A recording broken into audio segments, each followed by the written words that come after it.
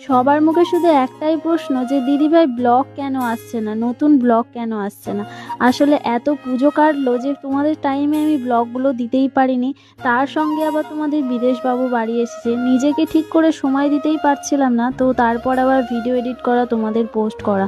আশা করছি তোমাদের এবার পরস্পর সব ভিডিও আপলোড দেবো, আর তোমাদের কমেন্ট করতে হবে না যে দিদিভাই নতুন ব্লগগুলো কবে আসবে। হ্যাঁ, হতে পারে কিছু কিছু ভিডিও আগের, তবে আমি তোমাদের সব ভিডিওই দিয়ে দেবো। একটু হয়তো বোরিং লাগবে কারণ আগেকার ভিডিও, কিন্তু আশা করছি তোমাদের ভালো লাগবে, কারণ তোমরা আমাকে প্রচুর মানুষ ভালোবাসো। আমি আশা করিনি যে আমি ব্লগ না দিলে তোমরা আমার কাছে এত কোশ্চেন করবে যে কেন ব্লগ দিচ্ছ না। আসলে কি সত্যি আমার ব্লগগুলো তোমাদের দেখতে ভীষণ ভালো লাগে? আচ্ছা, তোমাদের যদি আমার ব্লগ সত্যিই ভালো লাগে অবশ্যই কিন্তু কমেন্ট করে জানাতে ভুলবে না। তোমরা তো আগের ভিডিওতে দেখেইছিলে আমি গিয়েছিলাম পিসির বাড়ি, পিসির বাড়ি থেকে গিয়েছিলাম আবার দিদির বাড়ি, মানে আমার জেঠুর মেয়ে। তো আশা